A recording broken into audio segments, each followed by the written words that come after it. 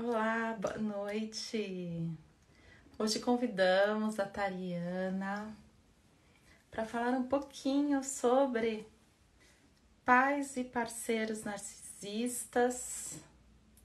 Toda terça-feira, às 19h30, estou aqui com vocês, tá? Sempre trazendo um tema novo, sempre trazendo pessoas maravilhosas, trazendo curas, inovação, transformação.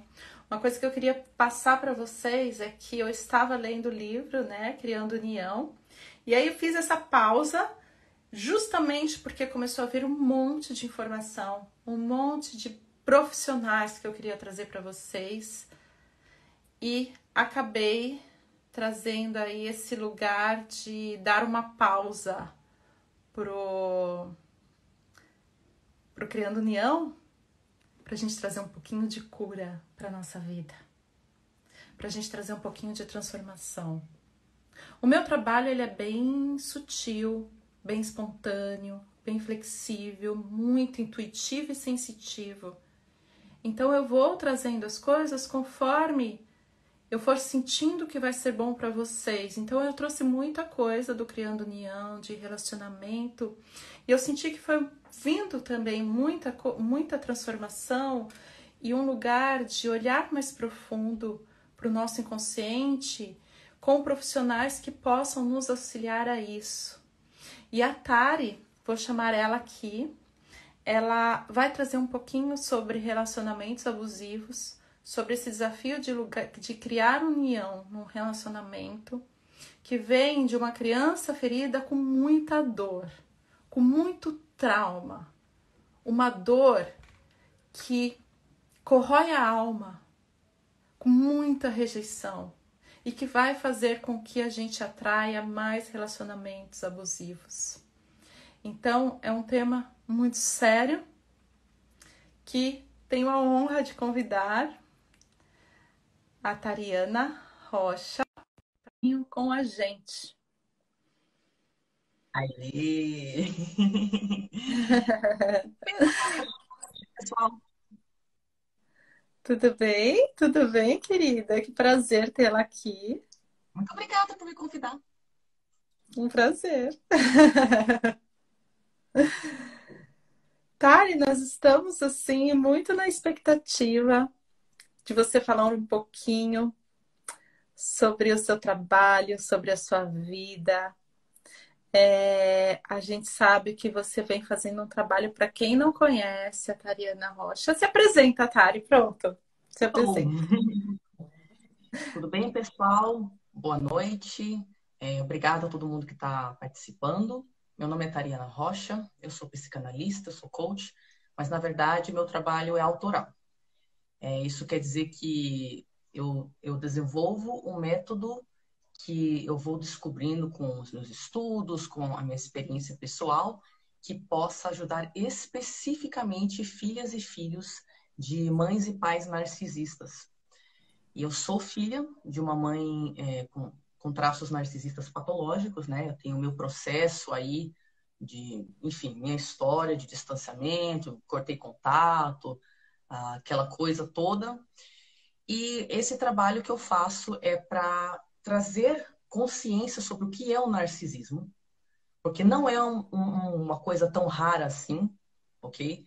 Inclusive, o narcisismo aparece na nossa sociedade de várias Uhum. formas, não é? Não é só um transtorno de personalidade narcisista.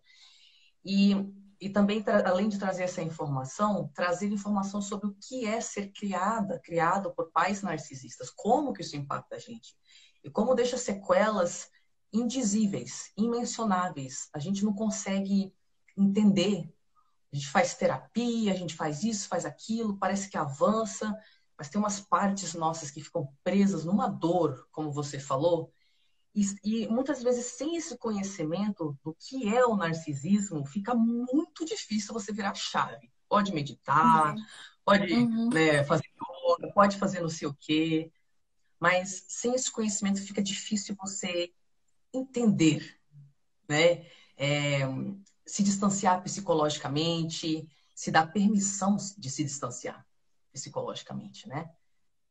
E então esse é o meu trabalho, trazer essa consciência e também trazer ferramentas de cura para esses filhos e filhas de narcisistas que na fase adulta estão travados, não sabem quem são, sabe, não tem um senso de identidade, sentem uma dor absurda, depressão, transtorno de ansiedade, ideação suicida, tudo que é transtorno de humor, sem falar que tem muita gente que fica com um transtorno de personalidade também. E é isso, trazer esse assunto para a gente falar sobre todos os tabus com muito carinho, com um olhar muito construtivo. Jamais o foco aqui é ficar apontando o dedo, falando, né? É claro que a gente é treinada para ser uma vítima quando a gente tem pais narcisistas. Isso chama-se desamparo aprendido. Mas aqui a gente acolhe esse desamparo aprendido no sentido da gente aprender, não é a se amparar, a se perdoar, a se acolher, e acolher essa criança aí, que a gente parece um conceito esquisito no início, né? Que criança interna o quê?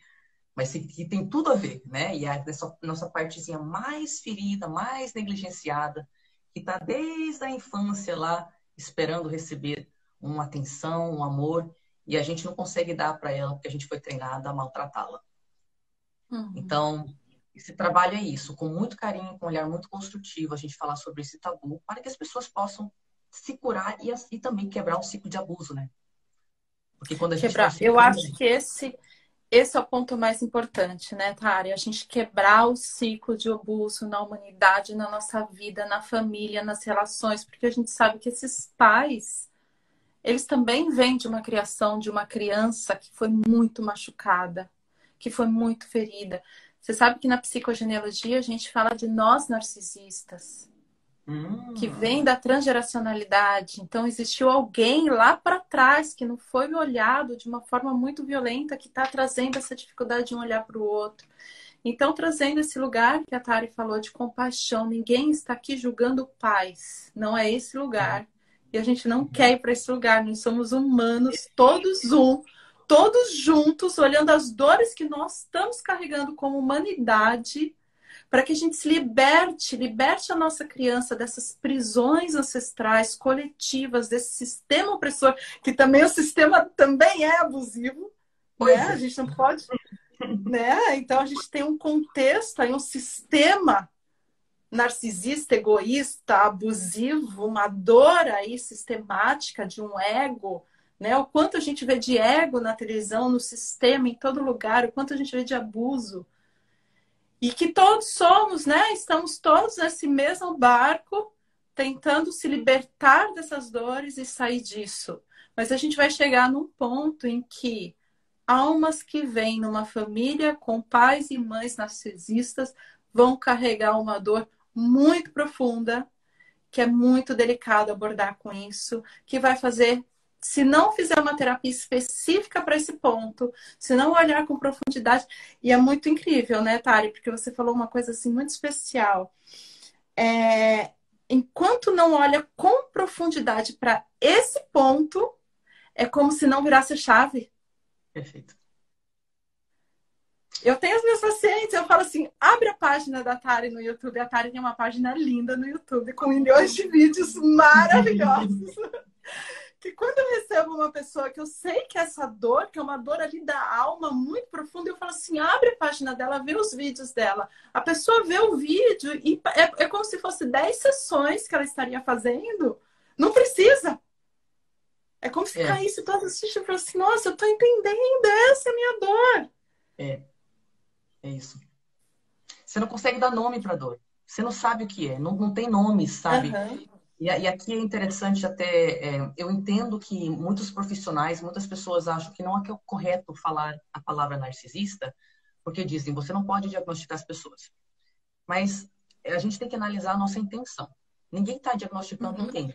Porque o propósito do diagnóstico é quando alguém vai para um profissional pedir ajuda e o profissional lá diagnostica para tratar.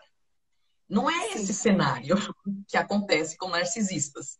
Eles não vão, eles podem tratar depressão, né? Mas eles não vão tratar o narcisismo porque eles estão sempre certos e todo mundo está sempre errado. Então, como que eles vão enxergar esse aspecto? Então, por que é válido a gente falar a palavra narcisista?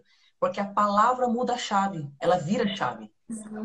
Palavra te conecta com um oceano de informações na internet, onde as suas fichas podem começar a cair, onde você pode começar a entender de onde que vem a sua incapacidade de relaxar, a sua falta de identidade, a sua sensação de ser uma criança presa num corpo de adulto, a sensação de ter bloqueios invisíveis em áreas que todo mundo parece que está andando na vida, mas você tem que viver uma subexistência, e nem você sabe por quê. Por que se atrai parceiros narcisistas, né? Que a gente, nessa live, a gente vai falar exatamente disso. Quantas pacientes não buscam ajuda por causa de relacionamentos tóxicos, ou na verdade elas estão em depressão, e aí às vezes não sabe que o relacionamento é tóxico, descobre que o relacionamento é tóxico, e aí vai descobrir por que elas aceitaram aquilo. E aí descobrem Tá lá na que foram criança, é o programadas. padrão lá da criança. Perfeito. Então tem essa ligação direta. E a gente vai tentar explicar aqui. Ou deixa eu fazer uma pergunta. Você está vendo os comentários? Que para mim não aparece nenhum. Eu tirei os comentários para aparecer o seu rosto, para você brilhar aqui pra gente. Eu achei que era uma coisa típica. Não, daqui a pouquinho a gente volta, tá, gente, com os comentários. Aí vocês mandam as perguntas. Então, quando estiver terminando, daqui uns 20 minutos, a Tari vai falar um pouquinho. Eu tenho algumas perguntas para ela. Aí vocês voltam com as perguntas. Porque senão, duas coisas. Fica travando a live. E aí o seu rosto também não aparece. Então, uma das coisas que fica travando são os comentários. Beleza. Tá Depois bom? você super me ensina como fazer isso. Que eu não sei como é que faz. Os 3 pontinhos aqui do lado dos comentários dá para desativar. Oh, que delícia. E aí a live fica melhor. Tari, uma pergunta que me fizeram, eu coloquei bastante... Durante a semana eu fui deixando as pessoas perguntarem algumas coisas sobre o narcisismo, fui fazendo posts, trazendo esse assunto à tona, já para trazer algumas coisas para você. Então, uma das coisas que assim, umas 3, 4 pessoas perguntaram a mesma coisa. Como reconhecer esses traços, quais aspectos, né? A gente compreende que essa pessoa pode estar, de novo, não estamos diagnosticando, mas o que essa pessoa apresenta que a gente reconhece que nos comportamentos, nas atitudes que ela traz, né, um indício dessa dor. Perfeito. Pode falar. Será que travou? Tá. Certo. Deu uma travada, mas acho que voltou agora. Então, tem algumas características, né? E aqui é interessante falar também que tem diferentes literaturas e diferentes autores que abordam o narcisismo, cada um trazendo uma informação diferente. Claro, tem o DSM-5, que é uma literatura usada pela psiquiatria, pela psicologia, para diagnosticar transtornos de personalidade, mas não é só aquelas características lá que vão nos dar esse entendimento. Então, o que é uma pessoa narcisista? Né? Quais são os traços de uma pessoa narcisista? Uma pessoa narcisista, aparentemente, às vezes, tem uma aparência para fora, né? Uma coisa que ela apresenta para a sociedade, mas quem tem intimidade com ela, na verdade, experimenta outro lado da personalidade dela. A pessoa narcisista não consegue regular o senso de identidade e as emoções sozinha. Isso quer dizer que ela é dependente de pessoas externas para que ela sinta que ela existe e para que ela consiga se livrar de dores emocionais. Então, vamos ver na prática como isso acontece. O narcisista, e existem diferentes tipos de narcisista, tá? É muito importante falar isso, porque o meu narcisista é um pouco diferente do seu narcisista, que é um pouco diferente do narcisista dela, e também tem a questão de vários transtornos acontecerem de forma comórbida. Então, é normal que narcisista também seja borderline, ou histriônico, ou antissocial. Tem essa mistureba aí, pode ter transtorno de humor também. Então, é muito importante entender que tem os traços, não é? Mas cada um se apresenta de um jeito diferente. Mas quais são algumas coisas mais padrão nesse perfil? Imagina que você é uma pessoa que lá no fundo, você se sente inadequada. Mas é uma sensação de ser inadequada, é uma sensação, você olha para o mundo, você não vê lugar onde você se encaixa. Parece que ou todo mundo é superior a você e isso faz você se sentir inferior o tempo inteiro, e aí você tem que fazer alguma coisa com esse senso de inferioridade.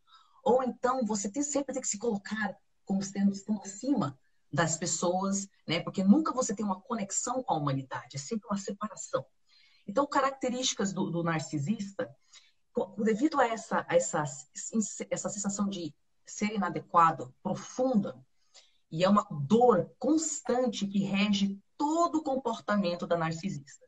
Entenda que todo mundo, em algum momento, tem uma insegurança, não é? Mas isso não vai distorcer toda a sua personalidade. O que acontece com a pessoa narcisista é que ela precisa que pessoas fora dela falem para ela o tempo inteiro que ela é especial. E elas forçam as pessoas a fazer isso de várias formas. Então, os narcisistas mais violentos usam medo. Então, você vai ter medo de mim, porque assim eu me sinto poderoso. E se você demonstrar qualquer coisa que está mostrando que você está querendo aí ter seu próprio poder pessoal ou ter liberdade, isso me ameaça. Pois sem você sentir medo de mim, eu não existo. E vem aquela sensação de ser inadequada. Mas também tem um narcisista que usa a pena. Eu sou a maior vítima de todo mundo. Não, a sua dor não se compara à minha. E eu preciso que você valide minha dor e fale como eu sou uma vítima mesmo, como eu sofri mesmo, como a minha dor é maior do que a sua, ok? Porque é assim que eu recebo atenção, é assim que eu me sinto especial, sendo a maior vítima de todas.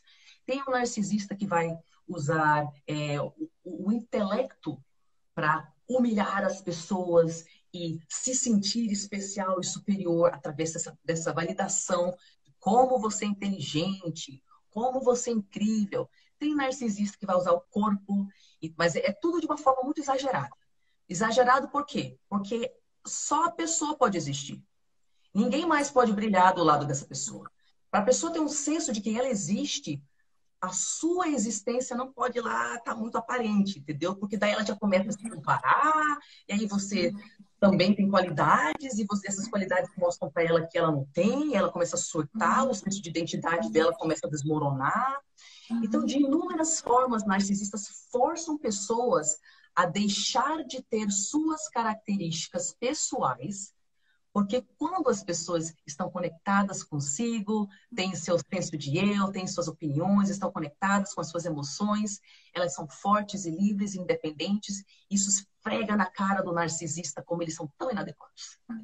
Então, narcisista... Aí vem a dor. Exatamente, aí vem a dor.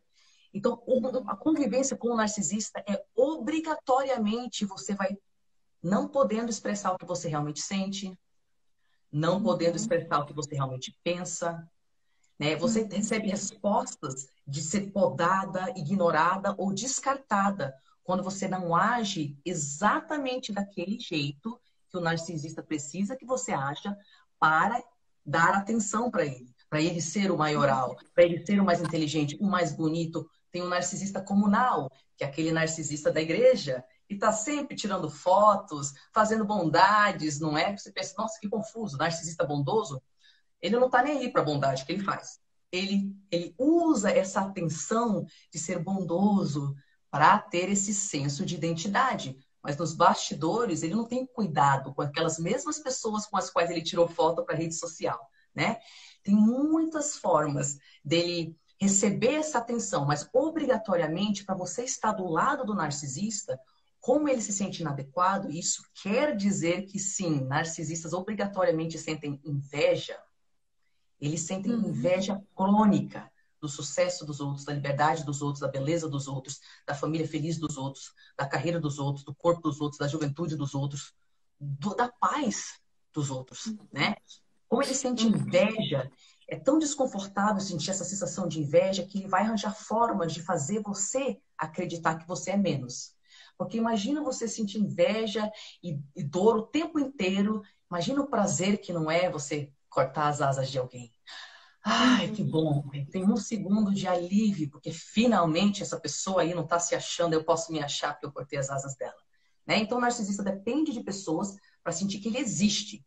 Se alguém não está falando para ele que ele é especial porque tem a maior dor, ou é o mais bondoso da igreja, ou é o mais fortão, ou mais inteligente, ou mais de sucesso, ele entra em desespero. É como se ele não existisse. Eles são capazes Sem essa atenção, que se chama suprimento narcisista, um narcisista sem suprimento narcisista é capaz de entrar em depressão e ter ideação suicida. É a esse ponto que eles são dependentes de Porque não pessoas. existe, né? Porque ele não existe. A identidade dele é fictícia. Narcisistas mentem patologicamente. Como assim, Tariana, mentem patologicamente? Ele vai falar o que ele precisa falar para receber a tal da atenção. Mas se o público mudar daqui a pouco, ele muda a narrativa e a fala para que aquele público dê atenção para ele. Então, fala 6 idiomas quando não fala, né? Tem uma empresa quando na verdade a empresa faliu. Ganhei não sei o que concurso quando era adolescente, quando não ganhou. Viajei pela Europa inteira quando não viajou. Eu tenho contato direto com o presidente do Brasil quando não tem, né? A pessoa cria uma identidade que na cabeça dela vai fazer ela receber atenção. Ou tem uma maior dor, né? Sofri isso, aquilo, quando não foi aquilo exatamente. E essa identidade é fictícia. Então, o narcisista literalmente não existe. Se alguém não está validando essa máscara falsa que ele cria, ele não existe. E aí, o que acontece? Eu falei que ele precisa de pessoas, ele é dependente de pessoas para sentir que tem um senso de identidade, mas também é dependente de pessoas para regular as emoções. Então, uma coisa interessante que nós acabamos fazendo quando nós não sabemos regular nossas próprias emoções é que quando está aquele desconforto dentro da gente, a gente busca alguém para passar esse desconforto para a pessoa. Então, narcisistas, eles sentem, por exemplo, ele se sente humilhado, né? Digamos que o narcisista está dirigindo, lá está indo para o restaurante, levando a família para o restaurante, e alguém corta ele no trânsito. E ele tem um carrão. Como assim essa pessoa me corta no trânsito? Esse filho da mãe, não sei o quê. Já começa a sentir que ele foi menosprezado. Só que o carro foi embora. Ele não consegue gritar com aquela pessoa que cortou ele. Aí começa a acumular dentro dele. Eu fui humilhado, minha família viu, eu fui humilhado em público, todo mundo vai ver como eu sou inadequado, todo mundo vai ver como eu tenho problema, ai meu Deus, e vai crescendo, e vai crescendo. Assim que ele entra no restaurante, ele acha o primeiro elo fraco, que é o garçom de 18 anos, sabe, que nem tá o primeiro dia dele, e humilha o garçom na frente de todo mundo. Então, se eu sinto inveja, tá muito desconfortável isso para mim. Eu vou achar uma pessoa para fazer ela sentir inveja. E geralmente isso são os filhos, né? Exato. Os filhos servem para isso, né?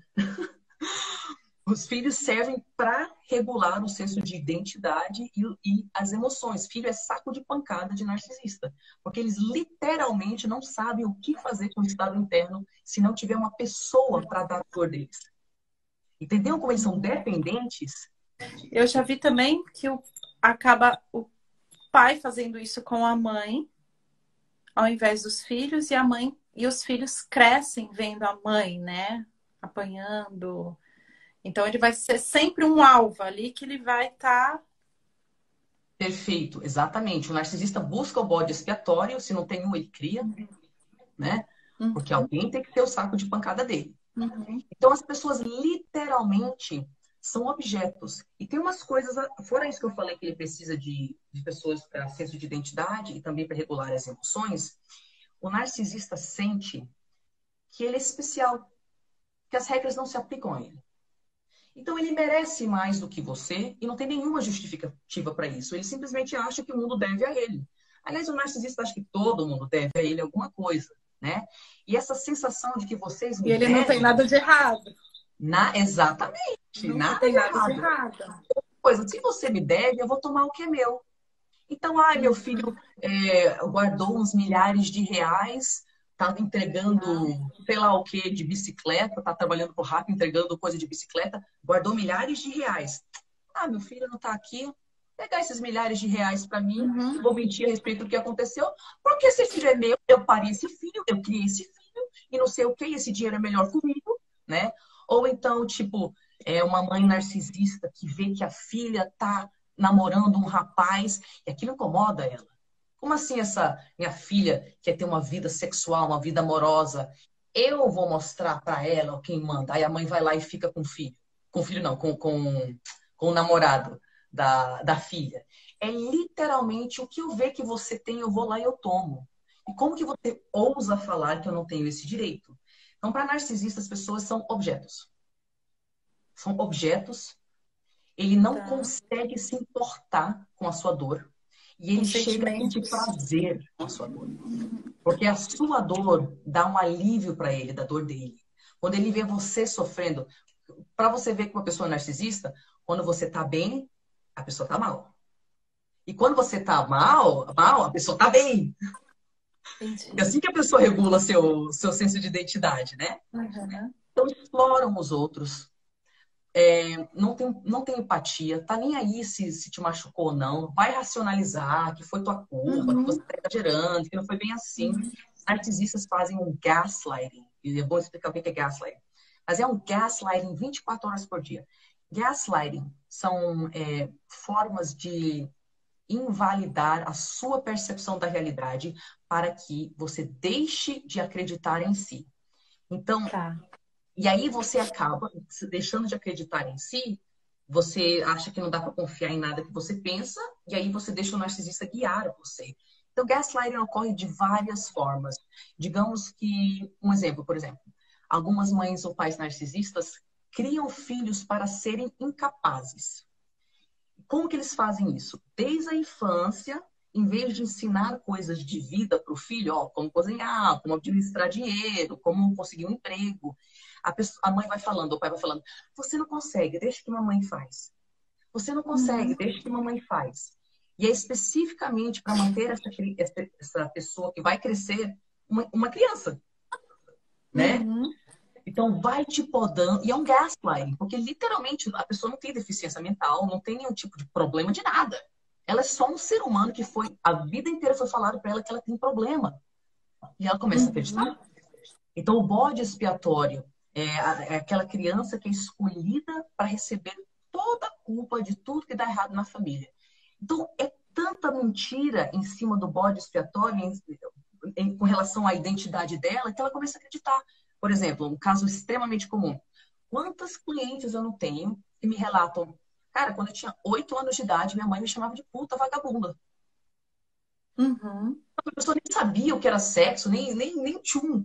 Mas era tanto você é puta vagabunda, você é puta vagabunda, você é puta vagabunda. Às vezes a pessoa adota uma atitude promíscua porque a identidade Uhum. dela foi distorcida por um gaslighting constante. Então a pessoa, ou gaslighting também é quando você vê algo com seus próprios olhos, você sente aquilo, você sabe que aquilo é real, e o narcisista vem e fala, não foi nada disso que aconteceu. Uhum. Você está lembrando errado. Ou então, Uhum. uma coisa ótima. Então, eles falam que não foi isso que aconteceu. Eles falam que você sempre teve um problema mental e por isso que você tem essas memórias esquisitas, sabe? Você precisa de terapia. Veja bem como você tem esses problemas profundos aí. Ou eles minimizam. Ah, nossa, nada a ver. Você não sabe aceitar uma piada, né? Ou nega que aconteceu. Isso nunca aconteceu. Ou fala que aconteceu outra coisa. Ou seja, você sabe que aquilo aconteceu, mas nunca a Uhum. realidade é exposta de uma forma clara. Então você é invalidado, Uhum. invalidado, invalidado, invalidado. E quando você é uma criança, você está aprendendo a perceber o mundo, a se perceber, você, né, Uhum. você está aprendendo a entender suas percepções. E uma pessoa chega lá, a pessoa que você mais ama na sua vida, chega lá e fala: não, você não viu isso. Não, não. O que você sente não é o que você sente. O que você pensa não é o que você pensa. A criança se vê na seguinte situação. Tá, mas foi essa a minha realidade. Mas eu percebo que minha mãe precise que eu valide o que ela está me falando. Eu não posso perder o amor da minha mãe. Então eu vou Uhum. abandonar a minha realidade e ser o que ela pede. Né? E assim a pessoa vai se abandonando, se abandonando, se abandonando, até não ter domínio sobre a própria percepção da realidade. Eu falo nos vídeos e eu falo aqui que crescer numa família narcisista é como crescer numa seita. Você não sabe como é que é o mundo lá fora. Narcisistas isolam suas vítimas do mundo, ou seja, o mundo é perigoso. Ninguém vai te amar como mamãe. Todos os homens vão te abandonar, mas mamãe vai estar do seu lado, não é? Ou todo mundo vai te largar, amigos não dá para confiar, né? Ou até isolar a pessoa fisicamente. Por exemplo, eu fui tirada da escola. Eu não fui para a escola depois de uma idade. Aí, depois de 20 e poucos anos, eu fiz meu supletivo, fiz meu bacharel em administração. fui fisicamente isolada dentro de casa. Ou então, a criança chega da escola, sempre tem um monte de tarefas para fazer. Poxa, mãe, mas a gente falou 2 meses atrás que eu poderia ir na festa de aniversário da minha prima. Pois é, mas você tem que lavar a louça, tem que não sei o quê. Ela arranja forma de isolar, seja a criança ou o parceiro, né? Se a gente está falando de parceiros, de pessoas que amam ela e que podem falar para ela. Peraí, tem coisa esquisita aí. Se você só tem uma fonte de informação, uma influência, e você não tem acesso mais a outras pessoas que podem te amar, que podem enxergar alguma coisa lá dentro, você começa a entrar na esfera de controle fantasioso do narcisista, onde tudo é distorcido, toda a realidade é distorcida lá. E o seu senso de identidade depende de receber aquela aprovação, seja da mãe, do pai ou do parceiro.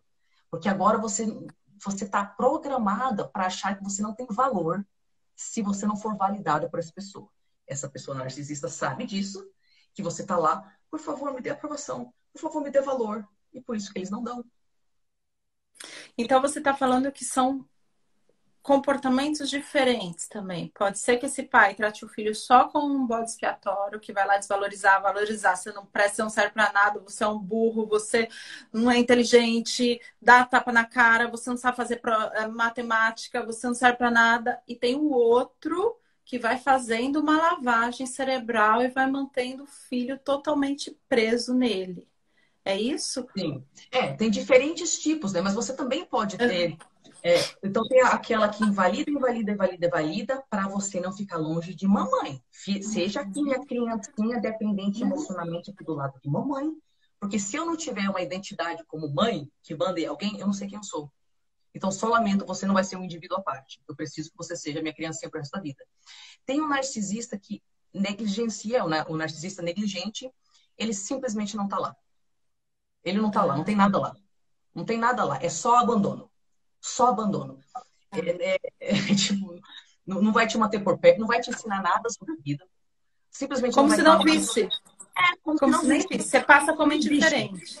Indiferença. E, tipo, como criança, você olha dentro dos olhos dos seus pais, e quando é um narcisista negligente, você vê tédio. Porque você tenta se expressar para a pessoa. Mãe, então, que nem eu falei para minha mãe, então, né, eu não vou para a escola, mas como é que eu vou trabalhar no futuro? Aí ela ficava me olhando com cara de raiva. Ai, sei lá, Tária, uma coisa aí se faz, sabe? O tédio, raiva, ai, que saco, você tem necessidades. Então essa irritação de eu não acredito que crianças têm necessidades, precisam de mim. Tem um narcisista abertamente abusivo, que vai te destruir, você não vale nada, pode ser fisicamente ou até sexualmente abusivo, todos são psicologicamente abusivos. Esse é o marco do narcisismo. Eles destroem seu senso de eu. Abuso narcísico resulta em você não ter identidade. Seu cérebro vira um omelete, você não sabe o que é norte e sul, você não sabe quem você não tem senso de estar ancorado em lugar nenhum, você é mil pedaços flutuando e você não sabe o que aconteceu. Você não sabe como voltar a ser uma pessoa, tá? Tem aqueles que vão falar que mamãe te ama. Mamãe te ama. Mas por isso que você precisa ser bailarina e não médica, porque, sabe, mamãe queria ser bailarina e não consegui, então você precisa ser o que eu não consegui. Então o narcisista força a criança a viver os sonhos que não viveu, né? E tipo, Deus queria você ter sua própria identidade. Eu fiz tanto por você. E no caso de pais narcisistas, tem muito aquele negócio de dívida existencial. Eu te pari. Então, não tem argumento. Te pari, sou seu pai, sou sua filha, a sua filha não, sua mãe. Você me deve. Eu não tenho como pagar. E aí fica aquela coisa, tipo, culpa, né? Usam A muito da cobrança, culpa. né? Isso. Então, é muito importante também que a gente entenda que a culpa é usada para manter, seja os filhos ou o parceiro lá preso. Seja porque se eu abandonar o narcisista, ele vai cometer suicídio, ou ele vai matar alguém, ou alguma coisa horrível vai acontecer. Ou se eu abandonar o narcisista, vai me difamar para a família inteira, não é? Então tem aquela culpa lá, você não quer estar lá, você detesta aquilo, mas você acha que você deve, e deve, e deve. Né? E é impressionante porque essa culpa fica e a pessoa leva essa culpa para a vida inteira. E é uma Exatamente. culpa tão profunda, e geralmente são traumas assim tão profundos. Eu que trabalho com renascimento, que a pessoa vai visitar memórias inconscientes que estão muito esquecidas, e visita mesmo, assim, memórias que o inconsciente apagou porque foi tanta dor que o inconsciente precisou apagar. A pessoa vai cair em algumas memórias que é tão difícil ser olhado, tão difícil ser visto. E tudo que ficou daquilo foi culpa, porque naquele momento a criança estava apanhando e a mãe falava: a culpa é sua, o problema é seu, você é o errado, você que Bom, me enche eu o te amo. saco. Por isso que mamãe faz isso. Eu te amo. Aí você Eu acha te que. amo, eu tô te educando. Eu tô te Exatamente. educando para você virar alguém grande, alguém importante. Eu tô te limitando. Você é o terrível da casa, eu te bato porque você é terrível. E aí a criança vai lá e quando ela vê aquela memória que estava lá escondida e que ela ainda colocava a mãe lá na altura e não sabe por que não sai de casa, e não sabe por que não consegue namorar, e tá com 45 anos, tá na casa da mãe ainda, não tem vida. E quando Uhum. ela vê que essa mãe, que ela ainda tá ali junto, é o pior, é a dor da alma dela, que são memórias tão doloridas que o inconsciente apagou. E geralmente a gente vê que quando tem muito isso, eu não sei se para você vê, tá? E a pessoa fala assim: eu não lembro da minha infância. Não lembro, eu não lembro de nada. Não lembro de nada. Não lembro. É um público Porque é inteiro que não tem tanta memória. dor Não tem que não memória, o lembra. público Aí inteiro. fala: não, minha mãe foi uma boa pessoa. Quando ela vai para a sessão de renascimento, ela vê aquilo e fala assim: gente, não é possível que eu vivi isso. Eu tava adormecida, não é possível. E é mesmo, é mesmo. Ai, não, minha mãe foi ótima, meu pai foi ótimo. E quando vai ver uma dor que viveu ali aquela criança tão machucada, tão judiada, que ela não consegue tomar a própria vida. Só carrega essa culpa que foi colocada. Você é um pestinha, você é terrível, você faz barulho, você faz bagunça, cala a Uhum. boca, fica quieto, vai pro castigo, beliscão, tapa, quando não faz esse lugar de ai, você é meu filho amado, você pode deixar que mamãe faz tudo, e vai aquela coisa que a criança não tem vida, né? É. E tem Não muitas consegue. invalidações tão sutis. As mais sutis, né? Tem umas invalidações sutis, tipo, ai, mãe, hoje eu consegui um emprego, finalmente eu consegui um emprego de entregador de pizza, tá? Ai, que bom, minha filha. Aí passa, tipo, 3 minutos, aí ela fala para outra filha, você viu? A criança dourada, vai.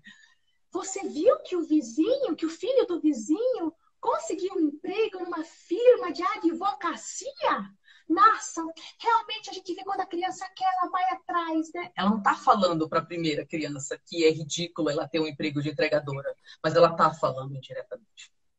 Então é muito confuso, porque às vezes a invalidação não é clara. São coisas indiretas que só você percebe, né? E você acha, Aí não, eu você tô fica naquela coisa, ouvindo. será que ela falou isso mesmo? Não é possível. Tô ficando maluco? E Eu se você chego de abordá-la, feliz, é, aí ela avalida, nossa, que bacana. Ai, mas será que o que você vai ganhar é tão bom assim mesmo? Será que você não poderia ganhar coisa melhor? Acabou já com aquele pronto. barato que estava tendo, né? Exatamente. Deixa aquela Já sei. insegurança sempre. Nunca é bom o suficiente. O mecanismo do Nunca é bom o narcisista suficiente. você pode até ser bom se eu validar, mas o suficiente não. Porque se você for boa o suficiente, pessoas que são boas, se sentem boas o suficiente, se nutrem, vão embora, falam sim para a coisa certa, falam não para a coisa errada. Mas se você depende da minha aprovação para você se amar, então eu nunca vou te dar. Mas só quando eu Aham. tenho você pertinho de mim, porque né, não é só dor para você também, você vai notar que algo tá errado, de vez em quando eu te jogo uma migalhinha. E aí você fica mega confusa, não entende nada e pensa, caramba, como é que eu adoeço, fico em depressão, tenho um monte de doença autoimune, perto dessa pessoa eu entro em pânico, mas ele pagou a minha faculdade. Uhum. Ah, E você aí, deve muito para mim. Eu paguei a sua escola, a sua vida inteira. é, Mas por lá por trás está acabando com a pessoa. exatamente. E aí você fica E aí tipo, fica a culpa, né, Tari? Fica a culpa lá culpa, junto. culpa. Não, eu devo tudo para minha mãe. Eu devo tudo para ela. E às vezes pagou a faculdade que ela queria fazer. Ah, sim. Sim, sim. E tem uma questão, que nem você deu esse exemplo dessas pessoas que moram com os pais com 40 anos, não namoram, não saem de casa. Uhum, Acontece um negócio que é o seguinte, a nossa psique, ela tenta nos proteger. Elas tentam nos proteger de dor.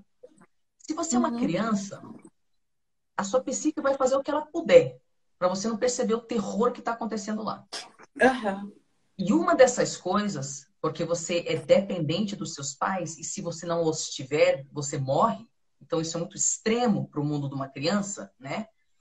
Uma dessas coisas é a criança olha para os pais, vê que tem coisa errada, mas para não confessar para si mesmo que os pais não a amam e não estão nem aí para ela e não são capazes de cuidar dela, que seria muito para a psique dela, ela fala: ah, então a errada sou eu. Porque ela errado não sou eu. vai deixar de amar os pais, mas ela vai deixar de se amar. Então ela começa a falar, ela precisa se convencer através da racionalização que os pais são ótimos. Ela precisa, porque dói pra caramba. E aqui é interessante eu mencionar uma coisa. Eu estava fazendo pesquisa sobre estupro. E eu queria até Uhum, fazer uma série de vídeos sobre abuso sexual no futuro, porque o estupro é pintado de um jeito na sociedade e ele acontece de outro jeito, geralmente. E uma das coisas que acontece quando pessoas sofrem a violência sexual é que aquilo é tão chocante para a psique que essas pessoas voltam a buscar o estuprador, voltam a buscar o abusador, porque a psique pensa assim: se eu ver essa pessoa de novo e a gente tiver um segmento para essa relação, então não foi estupro. Não, não, foi uma outra coisa. Elas tentam normalizar aquilo se uhum. expondo novamente ao abusador, para tipo tentar se convencer de que não, nem foi aquilo, porque dói menos. É uma das coisas que acontece quando a pessoa sai de um relacionamento abusivo, que ela sofreu muito, e depois ela se vê sozinha e fala assim: nossa, mas não foi nada disso, né? Será que se a gente não pode conversar de novo? Será que não tem Perfeito, esperança? E aí ela perfeito. fica presa no abusador, naquela ilusão de que, ah, não, será que não foi a culpada? Fui eu? O cara trai, o cara briga, o cara bate, o cara xinga, o cara humilha a todo momento. Aí ela tá sozinha, ela esquece tudo daquilo e ela fala assim: nossa, mas eu acho que eu era culpada. Exatamente. Vou normalizar isso Eu na que minha enchi o cabeça e não ter que saco lidar com essa dele. dor. Perfeito. Uhum.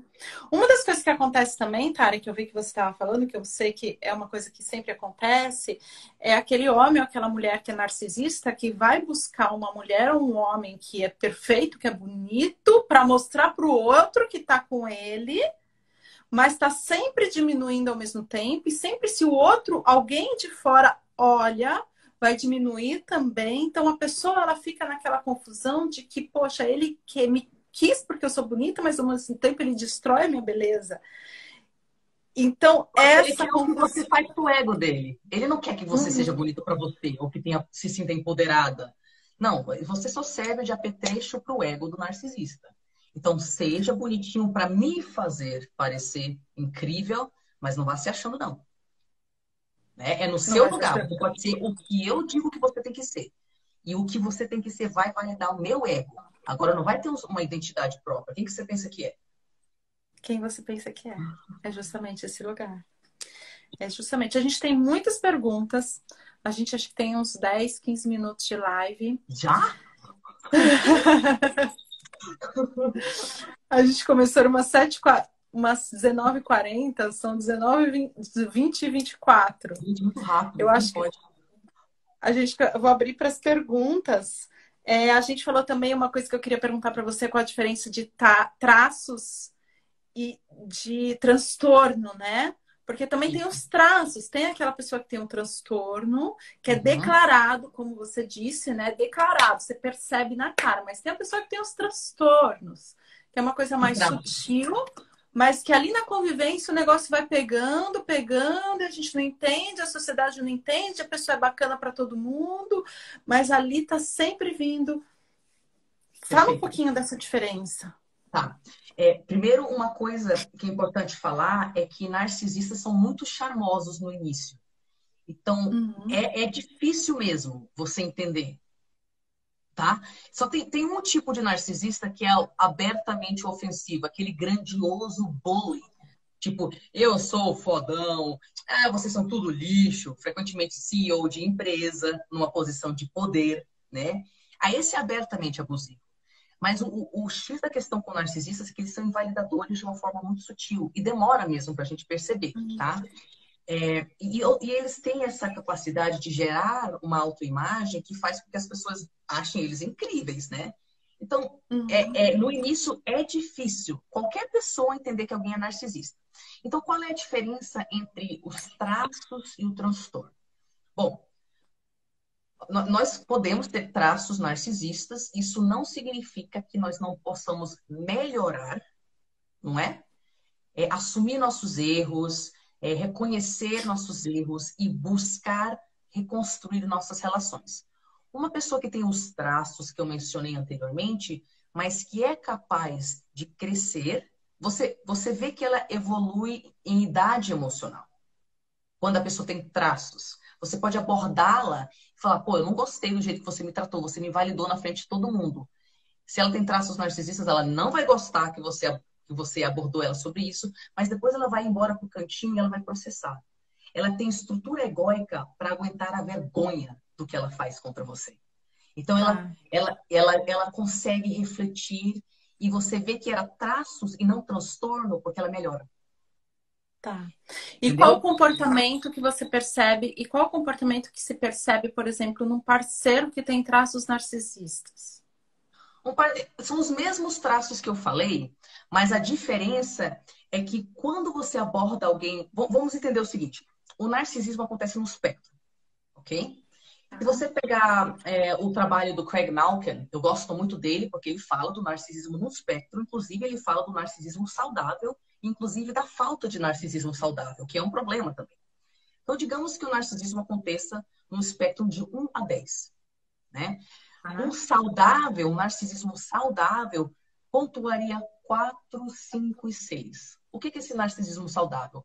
A pessoa consegue receber atenção quando faz sentido. Por exemplo, meu marido morreu e as pessoas vão me acolher, eu consigo receber essa atenção. Uma pessoa com pouco narcisismo não acha que ela é importante o suficiente nem para ser acolhida nesse momento. Ela não tem autoestima nem para isso. Essa é uma pessoa com pouco narcisismo. Mas o narcisismo saudável aceita uma atenção sem ter que ter o centro das atenções. Ela aceita que outra pessoa seja o centro das atenções também, sem problema nenhum. O narcisismo saudável, ela consegue pensar coisas grandiosas. Quem tem pouco narcisismo não consegue imaginar que ela vai fazer nada de útil ou de bonito, né? Uma pessoa narcisista saudável, né? O narcisismo saudável, ela consegue pensar em planos grandiosos, mas se não rolar, ela não vai entrar num espiral de culpa e vergonha. Ela tem estrutura egóica para entrar em contato com a vergonha, com não sei o quê, com o fracasso. E aí tem a possibilidade de se transformando, né? Isso.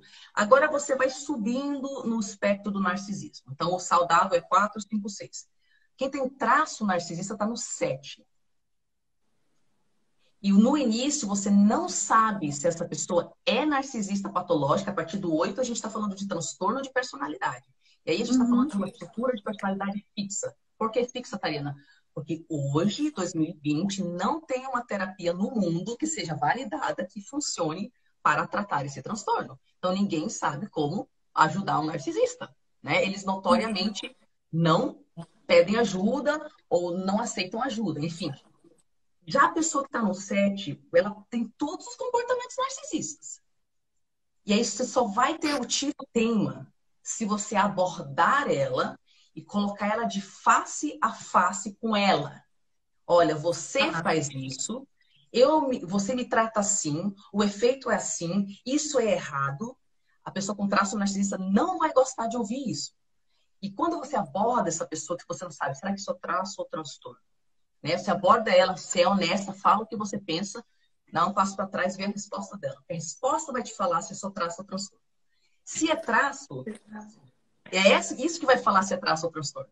Se é só traço, ela consegue melhorar. Ela consegue lutar pela relação que ela tem com você. Ela muda mesmo ao longo dos anos. E você percebe um negócio incrível. Narcisistas emocionalmente são crianças. Eles agem como crianças, eles são É infantis, porque tá pacatando. preso lá na dor de não ser Isso, olhado. isso. Então, essa pessoa com traço narcisista, quando você aborda ela, coloca limite saudável, né? Ela começa a crescer. Você vê que a resposta emocional dela amadurece. Ela vira uma adulta. Tá. Você Agora, consegue colocar o limite. perfeito. E ela aceita e luta pela relação. E é um processão. Quem tem traço narcisista é um processão também. Agora, você foi lá, pensou, não sei se essa pessoa tem traço ou transtorno, né? Poxa, eu nunca abordei minha mãe, por exemplo, falando para ela os limites que eu gostaria. Putz, não sei se é traço ou transtorno. Vou testar. Aí você vê o que você quer falar com ela, que você nunca teve coragem e tal. Você aborda ela e você fala, mãe, quando você me trata assim, patati patatá. Quando você faz isso, não sei o quê, eu não gosto daquilo, me afeta assim, assado, não é legal, eu não quero que você faça mais isso, não é legal você fazer isso com meus filhos. Você fala o que você tem que falar para ela. Como eu falei, seja quem tem traço ou transtorno, não vai gostar de ouvir. Uhum. E aí você só dá um passo para trás e observa a reação da pessoa. Se ela não amadurecer emocionalmente, você vê que quando você fala essas coisas para ela, ela regride emocionalmente. A idade emocional dela regride. Ah, aí ela vai para aquela criança frágil. Pronto. E fica lá. E Tá. fica lá. E Não vai fica mudar lá. nada. A Que resposta que ela vai ter legal. à sua dor é Interessante. você tá errado, ou Uhum. minimizar, ou Ai, ignorar se totalmente. vitimiza. Pronto. Ai, coitadinha de Pronto. mim, né? Pronto. Se a pessoa não faz Aí vai para esforço para criança. reconhecer e melhorar, e foi assim sua E vida inteira. quando entra na grosseria? Que aí vai bater. Quando os narcisistas batem, Uhum. Você aí vai é falar difícil. algo para alguém, aí ele vem bater, né? Porque é Exato. comum isso no relacionamento onde tem o narcisismo. Exatamente. Então, quando você aborda a pessoa, põe os limites e você vê que ela não conseguiu reconhecer. E nunca na vida ela conseguiu reconhecer. Você faz um histórico emocional, um histórico, né? Você pensa, Ela não minha mãe, em reconhece. algum momento, algum conflito foi resolvido com a minha mãe? Em algum momento? Nenhum conflito. Eu não consigo lembrar de um conflito desde a minha infância que realmente foi olhado. E E quando aí você ela tem, pode se tornar agressiva também, com certeza. nesse E aí momento. você É a tem esse defesa, né? controle. Aí vai a Exato. defesa. Ou ela vai na criança, ou ela vai na agressividade, ou ataca. Ou Tá. te invalida, te Deixa, difama, mas de forma alguma vai reconhecer aquilo e melhorar. Essa é a diferença. essa é a Essa é a diferença. diferença. Eu vou abrir aqui, ativar os comentários. A gente vai ter 5 minutos de live. O que eu sinto de fazer, da gente encerrar, o que que você acha? Da gente Sim, encerrar e abrir para perguntas? melhor. Eu acho bem melhor. Pode ser. Pode ser? Aí eu Pode nem ser. abro os pontos de interrogação. Aí, Perfeito. pessoal, voltem todo mundo, porque agora a gente vai abrir para as perguntas. Algumas coisas aqui ainda. Eu acho que a gente já falou tudo, né, tá? Acho Acho que que sim. já. Talvez tem que falar sobre os parceiros, né? Como que quando Ah, a pessoa sim. Por sai. que que a gente sai? Então, aí a gente vai entrar nesse lugar. Por que que a gente vem de um pai que nos rejeita e a gente vai atrair um parceiro que Isso. nos rejeita também?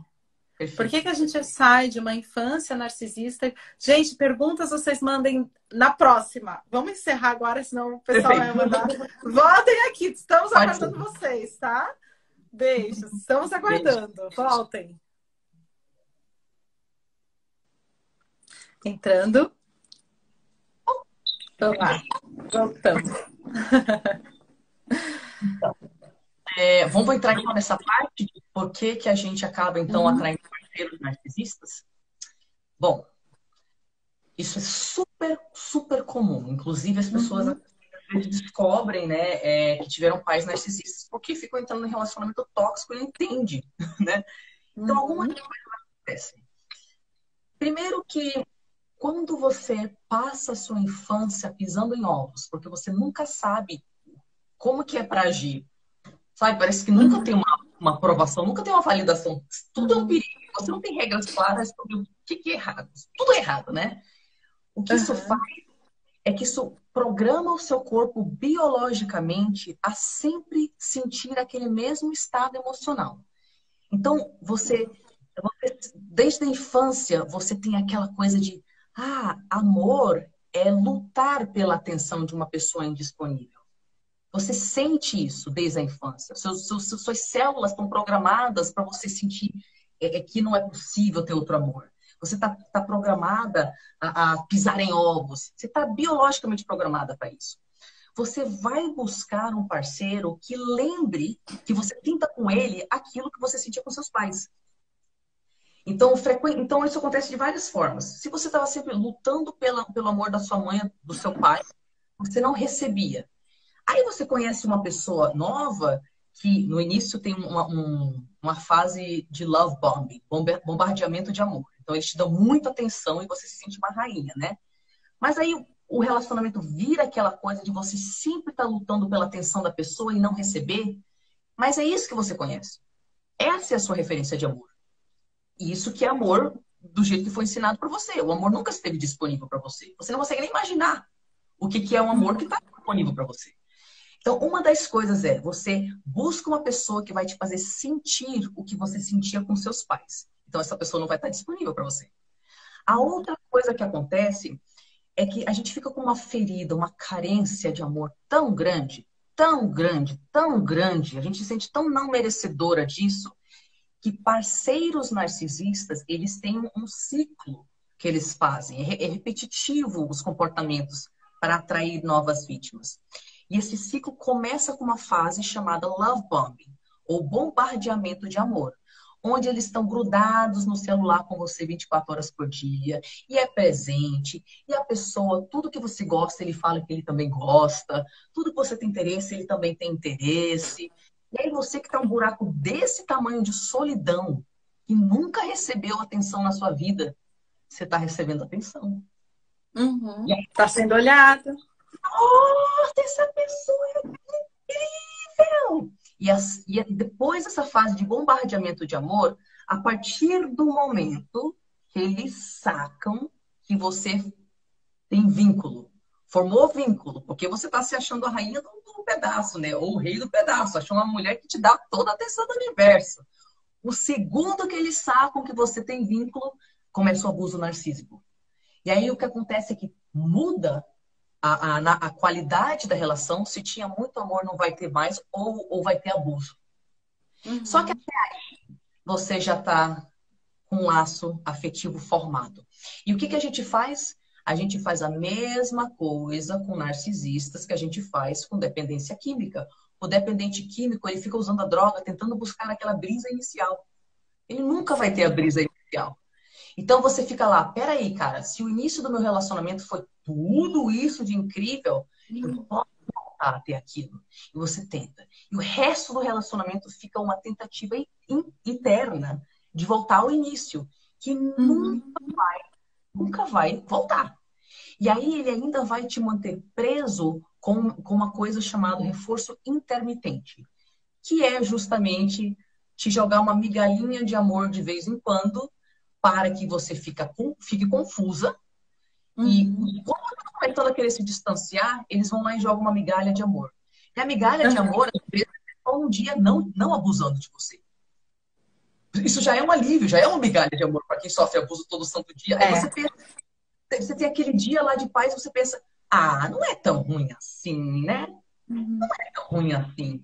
E aí você fica lutando com a ilusão. Porque já existe uma carência interna também, uma dependência emocional, uma necessidade de ter alguém a qualquer custo, aceita qualquer coisa. Já existe todo esse contexto que a pessoa vai aceitando aquelas migalhinhas, acreditando que ele continua sendo a alma gêmea, ou, né, ou ela sendo a alma gêmea, ou, né, ou sendo a mulher da vida, e na realidade é aquela mulher, ela tá só usando. Isso. Né? E tem uma questão também. Quando a gente é criado por narcisistas, frequentemente existe uma inversão de papéis. Então, numa família, digamos, saudável, os pais estão aqui e eles cuidam das necessidades das crianças. E as crianças sentem que a família é um porto seguro e que elas são crianças e que os pais são adultos. Mas na família narcisista, porque o narcisista é emocionalmente uma criança, né, de 4 anos de idade, por aí, o que acontece é que tem uma inversão de papéis.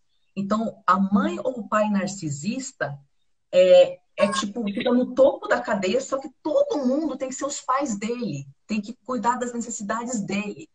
E aí a criança que tem que ser adulto, desde muitas vezes sendo psicólogo da mãe ou do pai, essa criança se acostuma com uma configuração de amor onde ela cuida do outro. Ela tem que salvar o outro. Tá. Ela tem que acolher o outro. Ela tem que ser o psicólogo do outro. É como ela sabe amar. Então, ela vai Uhum, buscar pessoas que ela possa cuidar, porque ela não tem outra referência. uhum, Poxa, se você foi psicóloga da sua mãe e aparece um cara problemático, aí ele tem uma crença, você acaba tendo a mesma crença com ele que você tinha com a sua mãe. Eu posso amá-la o suficiente, um dia ela vai me enxergar.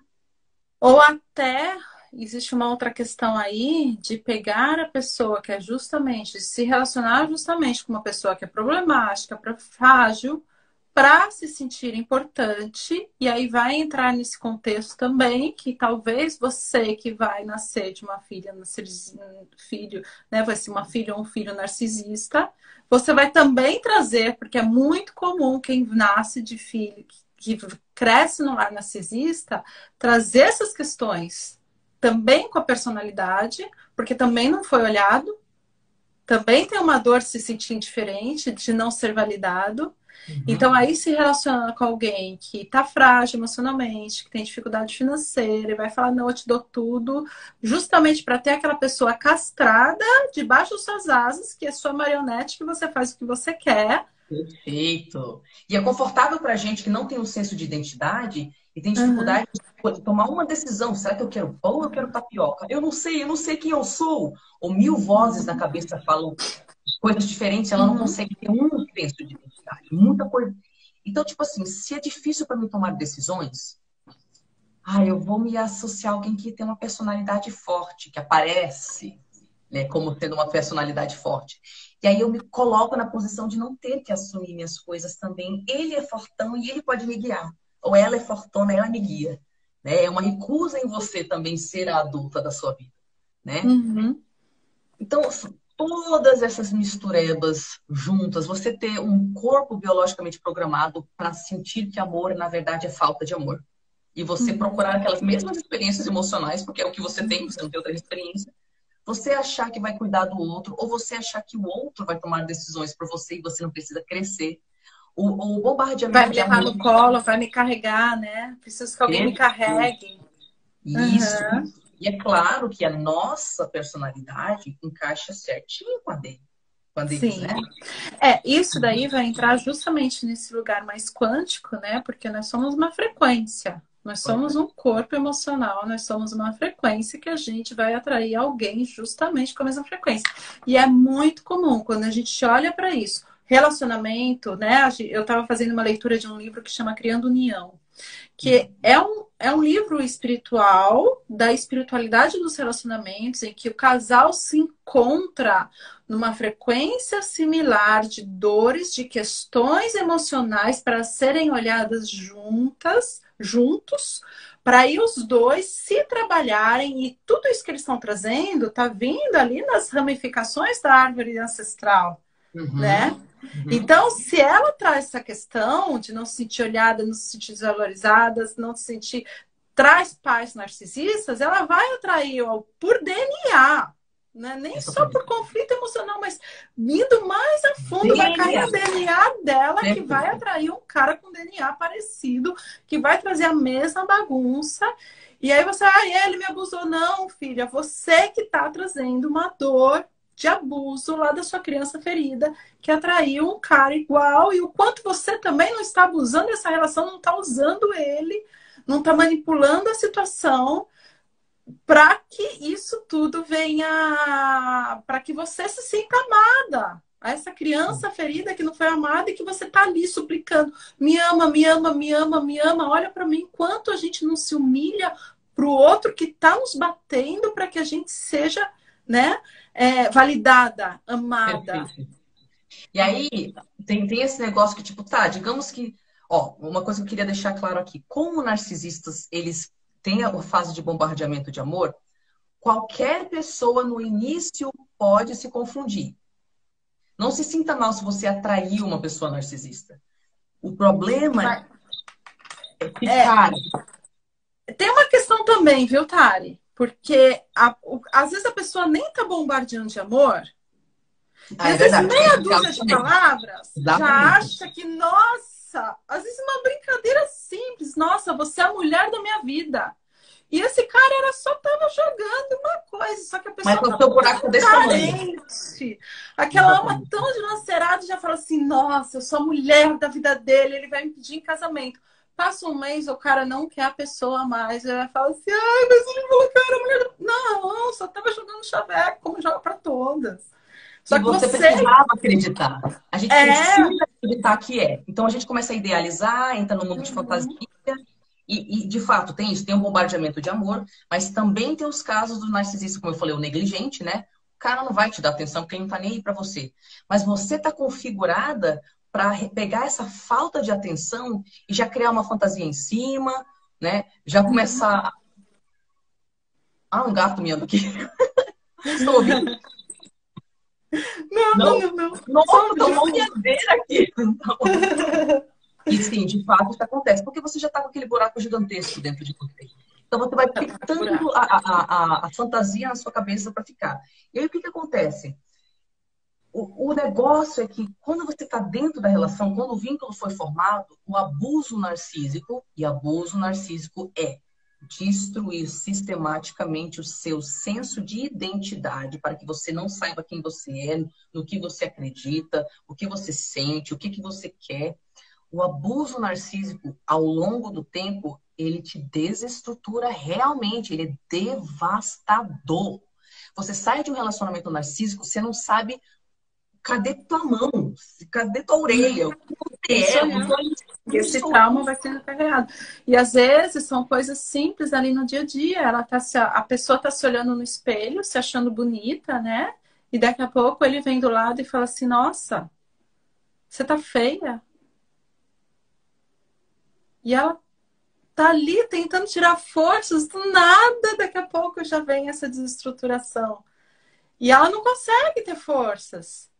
E de repente ele traz alguma coisa, né? Faz uma comida, alguma coisa. Ah, não, mas ele fez comida para mim. E aí É, fica nesse jogo, nessa bagunça, nessa coisa que não sabe o que é.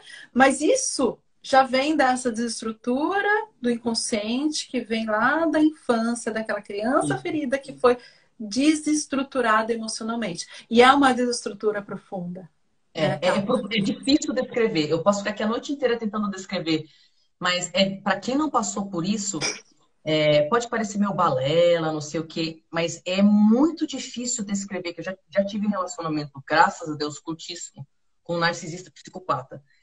E assim, depois daquela relação, eu parecia que fisicamente meu corpo estava em mil pedaços. Eu não conseguia descrever o que era eu sentir que eu não existia mais. É devastador para a psique. E a gente Devastador. fala que tipo, parece até que é uma coisa simples. Ai, não se humilha suplicando pelo amor dele, mas não dá, é maior que a pessoa. É Não é maior. E simplesmente falar, eu não vou me suplicar pelo amor dele. É uma dor tão profunda de uma alma tão dilacerada. Gente, é uma coisa assim: o narcisista, o pai, uma mãe, não valida a alma do filho.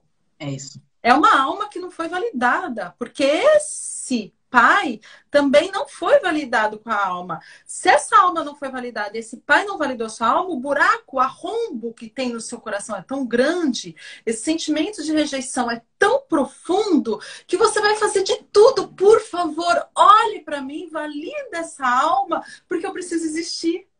Isso. E um E simples você? olhar da pessoa já faz ela, ai, ele me É, olhou. Então é. é muito maior do que a gente simplesmente dizer, colocar um post na internet e falar não aceite migalhas. Não é, é muito maior, é uma dor que tá lá, um buraco profundo sangrando, sangrando, sangrando, um vazio existencial, uma falta de identidade, eu não pertenço a nada, eu só sinto vazio. E precisa de ajuda. Precisa olhar para essa dor. É a criança que está chorando, é a criança ferida. Ah, eu tô sendo uma criança. Não, a sua criança está gritando. É Isso. muito mais do que ser uma criança mimada. É uma criança que está gritando, que foi machucada, que foi abandonada, que foi manipulada, que apanhou. Então, é algo assim que é muito profundo, né? E a Simplesmente não. pessoa, ela lembra que essas pessoas, a psique faz várias coisas para nos Uhum, defender, como eu falei.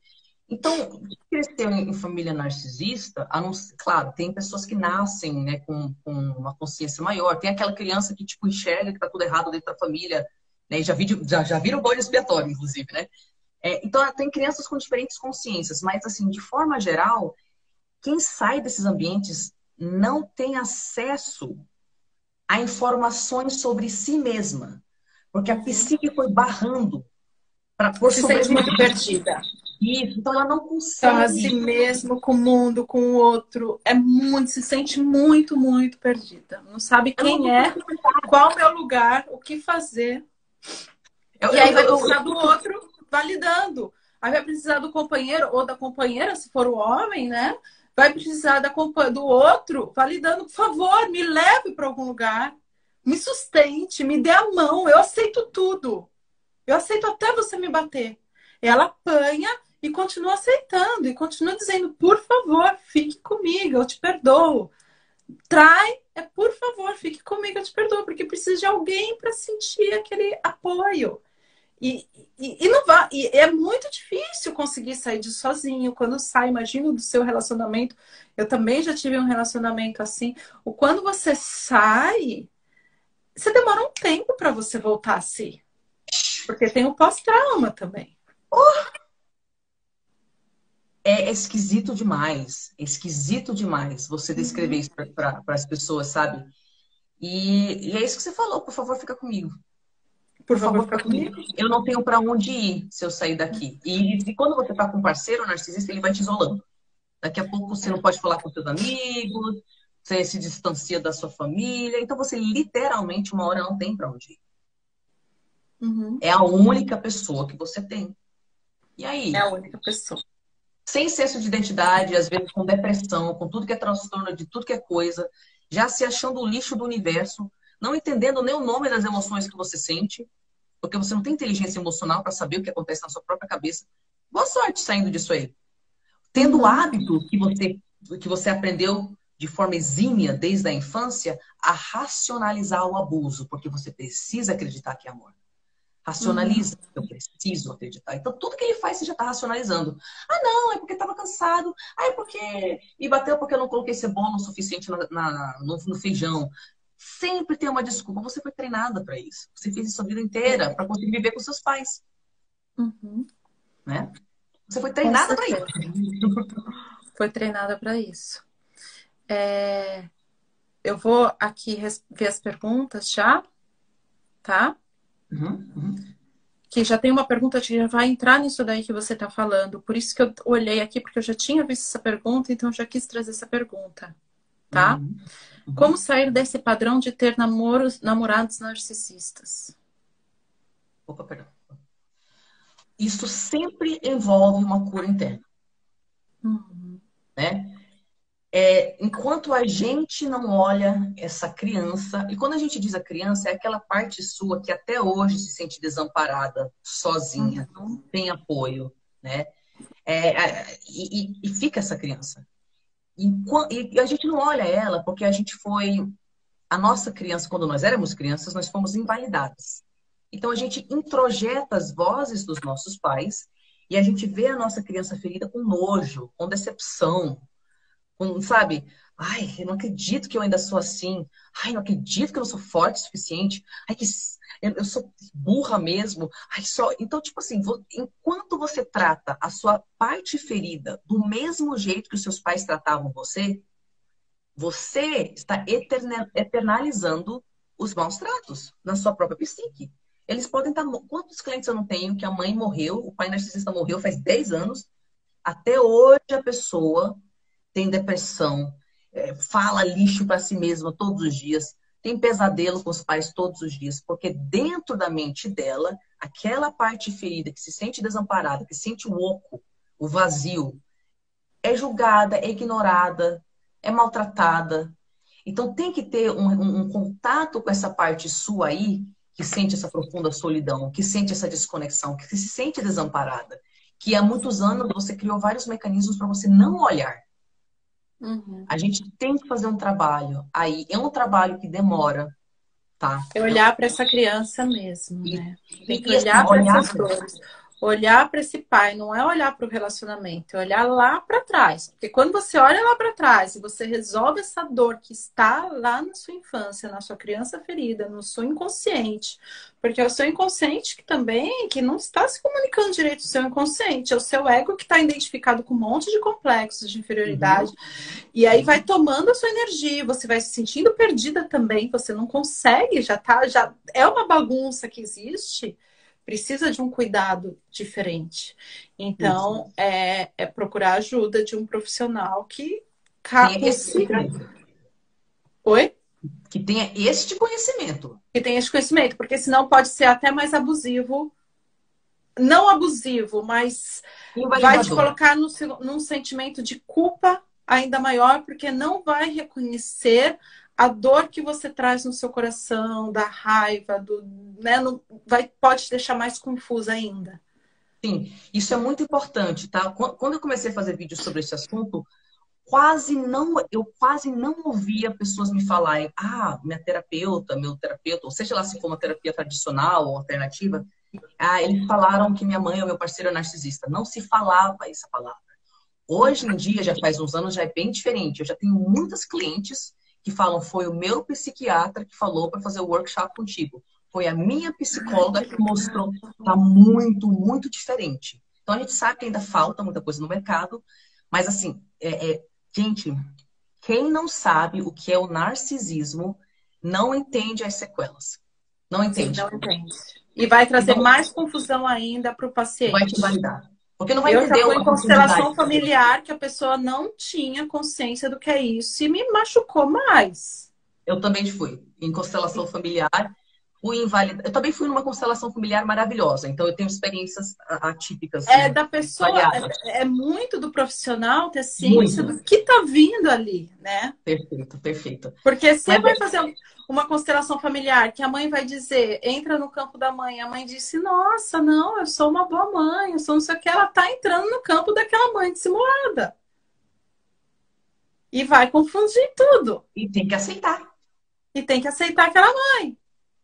E aí vai carregar aquela culpa. Nossa, eu que sou amada da história, que tenho raiva da minha mãe é boa pessoa, e não é. A mãe é um demônio que tá só dissimulando e vai entrar nessa dissimulação. Então, entender essa dor, entender a questão, entender o que traz, essa consciência é muito importante. Tem uma pessoa aqui que perguntou. Eu falaria até, eu vou dar uma dica. Pergunta pro profissional se ele conhece o narcisismo. E vê a resposta do profissional.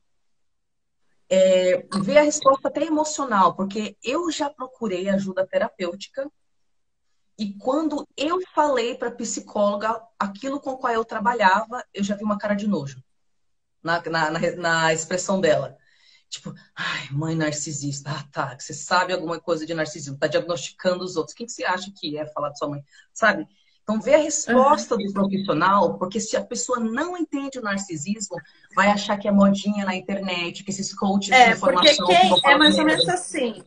Quem entende o que é narcisismo, vai olhar para o paciente e vai falar assim, eu sei a sua dor. É mais ou menos assim. Vai olhar já com um olhar de tamo junto, vamos lá, eu tô dando a mão para você e a gente vai enfrentar isso. E você vai sair daqui diferente. É esse lugar de dar a mão e tirar daquela dor. E falar, eu sei a sua dor. Eu sei a raiva que você sente da sua mãe. Eu sei a culpa que você sente. E tudo isso é genuíno. Perfeito. Não é para esconder. Não é para sufocar. É para colocar para fora para ser trabalhado. Aliás, os sentimentos a gente não sufoca. A gente reconhece, a gente entende. Tenta aceitar, tenta compreender, né? Me diz uma coisa, aí tá perguntando, um rapaz perguntou, como saber se a minha terapeuta é narcisista?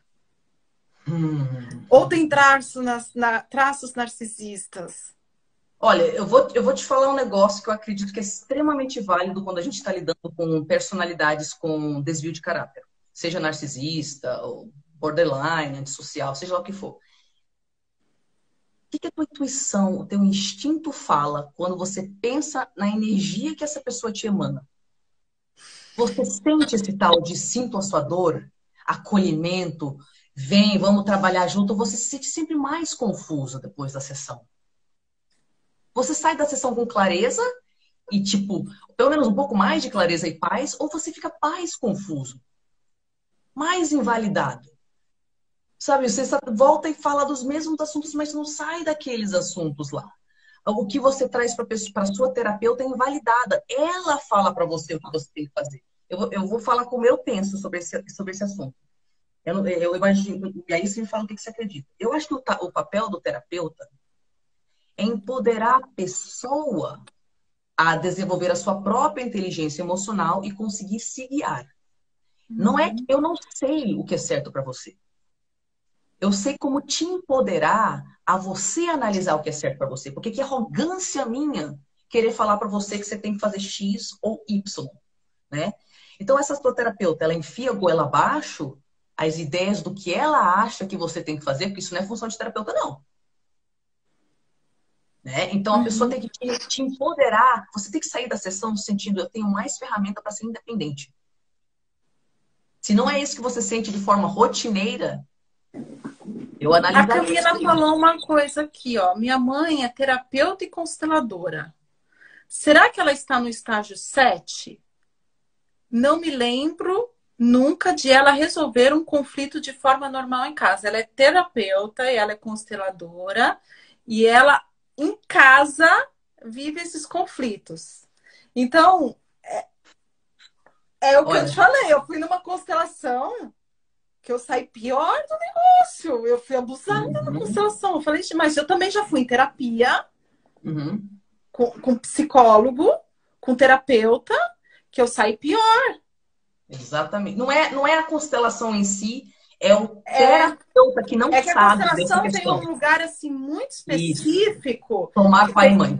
que tomar pai e mãe, esse tomar pai e mãe de narcisista é complicado. Você precisa primeiro Isso. trabalhar a criança ferida, trabalhar a dor, reconhecer. Aí depois disso trazer compaixão para esses pais que também são criança ferida, para fazer as pazes com isso, mas não tomar água lá abaixo, não dá para Isso. tomar. E quando o E isso profissional que não saca, é ele tenta isso enfiar a goela numa abaixo. constelação não vai acontecer. Não vai. Uma sessão não vai acontecer de você tomar pai e Perfeito. mãe. Então Perfeito. é uma Não vai. coisa de tomar. Não, o que está apresentando? Vamos entender, vamos deixar, vamos trazer. É bem delicado. É um assunto bem delicado. Exatamente. Então, pode ser que a sua mãe traga isso. Eu Ela tá. tenho. Ó, eu tenho clientes com mães que são psicólogas. E têm um transtorno de personalidade narcisista. Tipo, se você for falar, não diagnosticável, né, oficialmente, mas do jeito que a gente falou, de acordo com os traços, de nunca ter reconhecido o erro. Porque o narcisista vai usar o que ele tiver para pintar uma imagem para o mundo. A gente não falou que tem aquele cara que ele é da igreja, que ele é de não sei quem, que ele faz boas ações sociais, que ele alimenta pessoas na rua que passa fome e ele faz justamente isso porque ele traz um narcisismo por trás que ele precisa se provar com atos que ele faz, Exatamente. Eles funcionam né? assim. Ele funciona assim. Então ele é bom, ele cura, ele ajuda todo mundo, mas não olha para si. Uhum. Quando o parceiro não dá a mínima para suas coisas, como se tudo que você fizesse não tivesse importância. Está dentro desse espectro narcisista. Sim. Invalidação constante, né? Em todos os lados. Invalidação com todos os lados. O que fazer quando tem uma mãe narcisista e se casa com um homem igual? É o que a gente falou. Esse é um processo de cura interna que demora, não vai ser da noite para o dia, tá? Você tem que olhar aquela parte lá no passado. Gente, todas essas coisas, o que fazer? O que eu faço agora? Por que eu atraí isso? Você não curou aquela parte ferida sua. Aquela criança continua esperando a validação e você não olhou. É você que tem que validá-la. Entenda que sua mãe não vai validá-la. E que ninguém de fora vai conseguir preencher esse vazio. Porque a sua psique tem que mandar energia amorosa para a parte ferida da sua psique. Tem que vir de você. Sim, vem de fora também a validação e o amor que nos ajuda. Mas enquanto você não conseguir olhar sua parte ferida com amor incondicional, isso significa que você se vê repetindo padrões, tendo dificuldade com depressão, com dependência química, com isso, com aquilo outro, e você ainda fala, eu mereço meu amor. Quando você normalmente se julgava, se chutava, se cuspia na sua própria cara, quando você aprende a falar, não interessa quantos erros eu cometi, eu vou sempre estar do meu lado. Você começa a criar um relacionamento com essa sua criança ferida. Ela começa a finalmente se sentir acolhida e enxergada. E como você falou, isso não é em uma sessão de constelação, isso não é da noite para o dia. Não vai tomar um pai ou a mãe. Assim, vai piorar mais o sentimento de culpa. Ela vai sair da constelação com muita culpa, com muita dor, e algo que precisa ser trabalhado de forma muito profunda, com muito cuidado, com um olhar muito apurado de pessoas que saibam como lidar com isso, né? Porque tem uma questão aí que é o seguinte: o conceito de tomar pai e mãe é aceitar o que foi bom e recusar o que não foi. Mas isso é um processo do caramba. O conceito é válido. De fato, a gente se cura quando aceita o que foi bom, recusa o que não foi. É assim que a gente se cura. Mas isso não é assim, ai, pronto, né? Não. Claro, não é assim, gente. A dor tá lá, a dor tá gritando. E às vezes a gente só consegue fazer isso, não é olhando para o que o pai e a mãe fez, mas levando amor para essa criança. Que É foi isso que faz a justamente o que a diferença. Tari falou, né? É Não é isso que faz a olhando para o pai, a mãe, reconhecendo essa mãe, esse pai. Não, a gente não consegue reconhecer nosso pai e nossa mãe enquanto a gente não olha para a dor da nossa criança, sente aquele buraco, leva amor para essa criança, traz essa criança, né, de volta, reconhece essa criança, busca aspectos de luz dessa criança, busca aspectos de luz da infância, reconhece isso e a partir desse lugar reconhece que esses pais também foram essas crianças machucadas.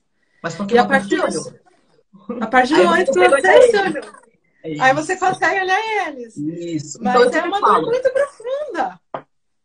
As pessoas me perguntam, como que eu posso perdoar minha mãe? Eu falo, não foque em perdoar sua mãe, foque em se perdoar. Não, busca essa. É. Não queira perdoar pai e mãe. Encontra, olha para sua dor, reconheça a sua dor. Encontre esse lugar de dor na sua criança, leve amor para esse lugar de dor. Quando você reconhecer isso, você vai conseguir. Não é nem perdoar, aceitar. Não se perdoa. Não, quando o perdão, gente, é muito importante a gente conhecer isso. Não existe, eu perdoo você. Eu compreendo o que aconteceu e eu solto. É Quando a isso que é gente perdão. solta, o perdão chegou. Isso que é perdoar, é soltar aquela mágoa, soltar aquele sentimento. Quando solta, é isso, soltou. Soltou. E quando você solta, você reconhece que somos companheiros de jornadas, né? Isso, exatamente. Somos companheiros Então, de jornadas. gente, esse negócio de, ai, o meu parceiro, ai, minha mãe narcisista, não sei o quê. Se você está envolvido com narcisista, é porque você rotineiramente não se olha. Uhum, Então, é ali que é a cura. Se uhum. olhar, se acolher, é aí. E aí vem o tal do perdão. Você não foca no perdão. Isso não é assim que funciona. É sempre se olhar primeiro. Eu lembro que quando eu perdoei minha mãe, eu estudei, né, o transtorno. Eu entendi várias coisas quando eu estudei o transtorno. Eu entendi que nunca foi minha culpa. Eu entendi que eu não devia nada a ela. Eu entendi que ela não devia nada a mim. Porque ela é um ser humano à parte. Ela é uma adulta, ela vai fazer o que ela quiser da vida dela. Eu vou fazer o que eu quero da minha vida. E quando você faz essa separação de corpos, peraí, eu sou eu, ela é ferida, por isso que ela age assim. E você começa a preencher a sua vida de coisas nutritivas. Porque não adianta você fazer terapia e aí você não cria novos relacionamentos mais saudáveis, você não sai do ambiente de trabalho tóxico com o chefe narcisista, você não, né, começa a cuidar melhor da sua saúde, dos seus autocuidados. Se aquilo não se transfere em altos cuidados reais no dia a dia para você, então não tem cura. Você não está se curando, Não está se curando. né? E é justamente esse lugar, né? E quando a gente traz para a psicologia junguiana, para esse olhar de Jung, ele vai falar da individuação, né? Desse lugar dessa alma que corta os cordões com os pais. E cortar os cordões com os pais é olhar para essa dor da criança ferida, levar amor para esse lugar, para você buscar ser uno consigo mesmo, para você acessar a sua essência, a sua luz e caminhar na sua individuação e não nessa dor que carrega ancestral dos pais, das dores. Então, esse processo de individuação vai acontecendo a partir do momento que a gente vai cortando os cordões com os nossos pais, né? E aí, quando acontece isso, a gente vai reconhecendo esse lugar de almas que todos somos um. Todos somos um. Eu sou una com você. A minha dor é a sua, a sua dor é a minha. Nós estamos todos juntos aqui juntos e por sincronia nessa noite maravilhosa de terça-feira, todos juntos compartilhando das mesmas dores, se curando juntos e nessa coisa maravilhosa sincrônica, né? E, então nós nascemos nessa família com esses pais por sincronicidade também. Uhum. E eu falo um negócio que você mencionou agora, ó, é a partir do processo. Eu vou complementar o que você falou. A partir do processo de cortar o cordão umbilical que você realmente se individua. O que eu tento passar para as minhas clientes, que eu sei que é difícil para elas entenderem, porque eu lembro como é que é estar do outro lado, né? Eu lembro como é que é. Eu tenho a falar para vocês é que você não sabe quem você é. Se você ainda não olhou essa criança, você não está numa posição de julgar quem você é. Porque você não se individuou. Então, você não viu quem você é ainda. Eu sei que quando eu cortei contato com a minha mãe, eu primeiro passei uns 2 anos só acalmando o meu sistema nervoso. Porque haja transtorno de ansiedade. Ansiedade social, síndrome de pânico eu tinha, né? Transtorno de ansiedade generalizada. Então, eu era uma pessoa que, tipo, insônia desde os 12 anos de idade. Eu passei 2 anos só me acalmando. E aí, eu comecei a entender. Poxa, eu tenho interesses. Nossa, eu tenho dons. Caraca, eu tenho sonhos. Com 30 anos de idade, eu consegui chorar. Então, você não...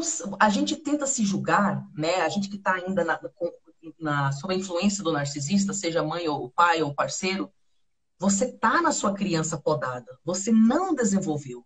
E aí você se acha lixo, porque você vê aquela coisa subdesenvolvida. Mas aquela coisa é você, né? Mas não é você realizada no seu potencial. Não é a sua essência, é aquilo que disseram que era você e você se identificou. Isso. Você não sabe quem você é. Eu tento falar para as pessoas, olha, uma das coisas mais lindas que eu fiz comigo mesma foi que eu decidi que eu ia me dar anos. Eu peguei um papel, eu coloquei no papel tudo que eu tinha de curiosidade, desejo, sonho, coisas que eu estava a fim de experimentar. Coloquei no papel. E eu decidi, eu não sei quem eu sou. Não sei o que eu quero fazer direito. Eu vou me dar anos para experimentar todas essas coisas. Fui dançar polidense, dei aula de polidense, fui cantar, escrever uns rap. Você não sabia que você gostava, né? Sabia! O que eu gosto? Eu já me vi nesse lugar, sabia? Eu falo, o que eu gosto? O que é a minha verdade? Quem sou eu? Depois de tanta dor, tanta sombra que eu precisei me libertar, e agora? Nossa, Tari, que profundo, né? Que profundo. E aos poucos você foi se encontrando com a sua verdade? Sim, eu acredito que eu ainda estou me encontrando, né? Tá. Porque essa individuação é contínua. Eu acho que você vai... Sim. Mas nesse momento X que você disse não, porque traz esse lugar de também você precisar falar não. Total. Total. Né? E eu tremia na base. Porque eu fui a psicóloga da minha mãe.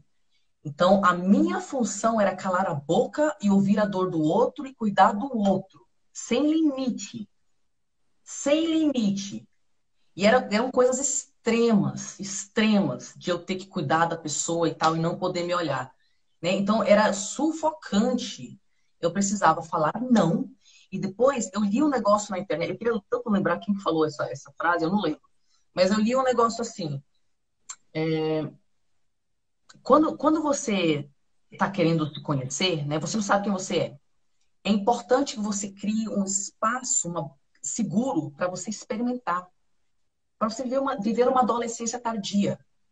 Entendeu? O que é adolescência? Você experimenta várias identidades. Para você ver onde você se encaixa, vai nesse grupo, vai naquele grupo. E a gente fica com vários processos travados, castrados, não é? Então, eu entendi intuitivamente que eu precisava fazer todas essas coisas sem me julgar, porque eu não sabia o que eu estava criando. Eu precisava de tempo para ver no que ia dar. Então, quando eu Aham. vi uma voz, ai, não dança pelado na internet, porque eu sou polidancer, né? Vi uma outra voz que falava, você tem que passar por isso porque você não sabe que você gosta. Então, eu ia lá e dançava pelado na internet. Aí vi uma voz, você tem que fazer, eu tenho que descobrir tudo, cara. E eu vou ouvir meu eu, não você. Entendeu? Uhum. E eu Sim, não me sim. julgava, eu não me julgava, eu não me julgava. Lógico, eu tô me descobrindo quem eu sou. E raspa a cabeça. Ai, mas vão falar, mas tem uma parte dentro de mim que quer experimentar raspar a cabeça e fazer uma tatuagem no crânio. Então fui lá, raspei a cabeça, fiz uma tatuagem no crânio, entendeu? Ai, eu quero Ai, falar experimentar no YouTube. Ai, mas eu não sei. parece Mas tipo, acabou de sair da jaula.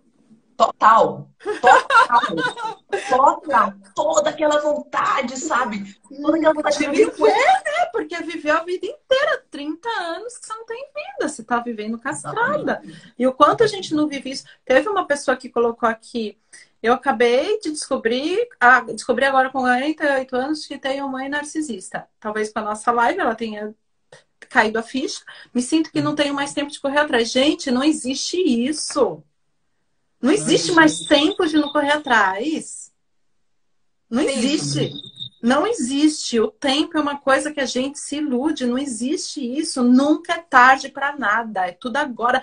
Graças a Deus que você tem 43 anos e está descobrindo agora, nesse momento. Sua alma está chamando para você olhar para isso. E você tem a vida inteira pela frente para fazer a diferença. Para olhar para isso. Então, maravilhoso. Você é nova ainda. 43 É. anos. Não é nada.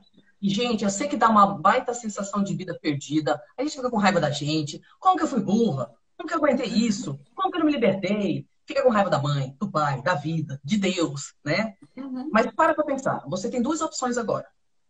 Ou você continua no padrão e agora vai doer mais, porque veio a consciência. É, Então vai doer mais.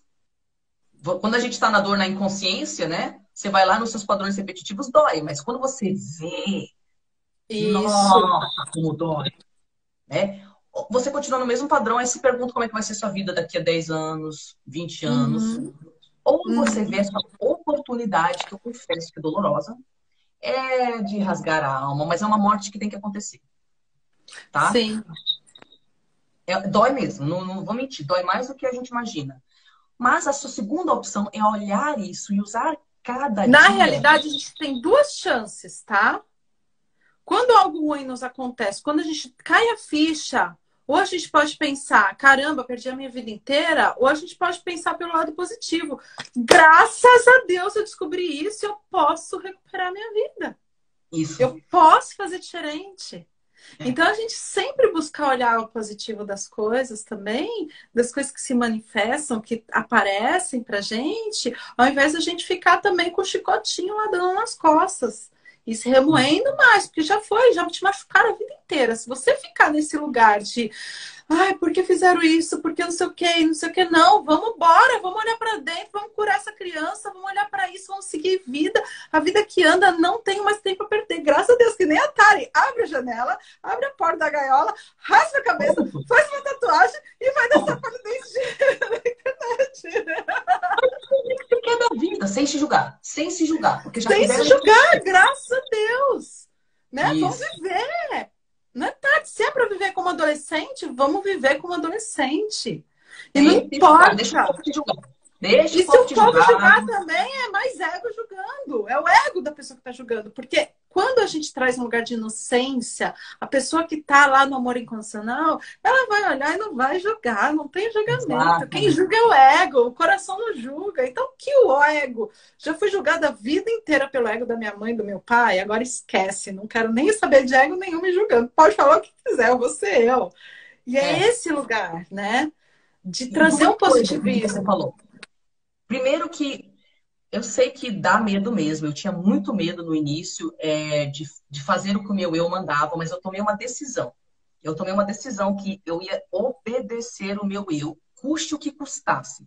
Porque para mim não tinha volta. Eu não tinha família para me acolher, eu não tinha nenhum familiar, porque minha mãe foi cortando contato ao longo dos anos, não tinha para onde voltar. Então eu não tinha amigos, eu tinha ansiedade social. Então, tipo assim, eu decidi que eu vou fazer o que o meu eu manda, custe o que custar. Mas aí tem uma coisa, você acabou de falar. Quando a gente tá no eu, né, a gente está fazendo o que é certo para nós, a gente está agindo pelo amor, você vai atrair uma pessoa doida que curtiu a sua cabeça e colocou uma tatu. E ela vai ser amorosa, e ela não vai te julgar. E aí esse amor Porque que a é gente vai acolhedor... atrair aquela frequência que tá vindo, Isso, nova, isso, né? De cura. isso. Eu me senti tão esquisita a minha vida inteira. Eu olhava para todo mundo, eu me sentia tão inferior, tão inadequada, tão diferente, tão não sei o quê. Aí eu descobri que sim, eu sou meio esquisita mesmo, mas eu atraí um monte de gente igualmente esquisita e amorosa. Então eu tenho as minhas amigas. Quando eu digo esquisita, não é de um jeito ruim. Eu digo que eu fui aceitando essas partes minhas que de repente outras pessoas julgariam, entendeu?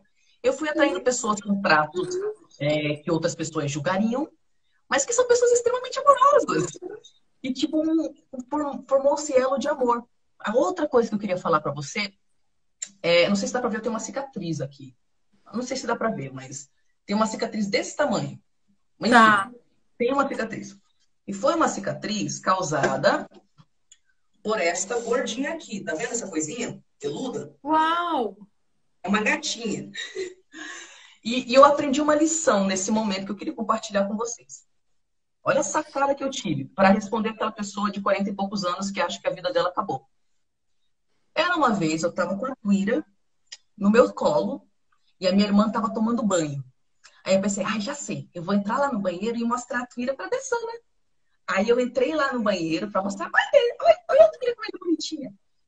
E a Tuíra se assustou com a água, com o barulho da água. Aí ela saiu correndo, só que a unha dela abriu um corte assim profundo. Sabe quando você vê a camada de gordura amarela e chega na parte branca? Foi feio. E na hora que ela fez isso, me veio uma sacada na cabeça assim. Se você, neste momento, decidir que isto é ruim, você vai definir a natureza dessa cicatriz. E toda vez que você olhar para ela, você vai pensar, que saco! Poxa, tem essa cicatriz. Quando a ferida está aberta, é quando você ressignifica, quando você decide o que você vai fazer com ela. Aí eu fui rápido, eu pensei, já sei. Toda vez que eu olhar a ferida, eu vou lembrar da minha linda gatinha que me ama. Eu vou lembrar de todo aquele amor que a gente tem. Ou talvez pode ser algo como curei o meu coração, cicatrizei a ferida do meu Exatamente. coração, né? Sim. Gente, no momento da dor, ferida tá abertona. Isso é uma oportunidade. Decide o que você vai fazer com aquilo. É uma oportunidade, porque quando você tá com a ferida aberta, o que você programa de intenção nesse momento, minha filha, vai te ajudar pra caramba. Você poderia cair e falar, nossa, tem uma ferida no meu coração, ou olhar para aquilo e falar, nossa, minha gatinha curou a ferida do meu coração, cicatrizou.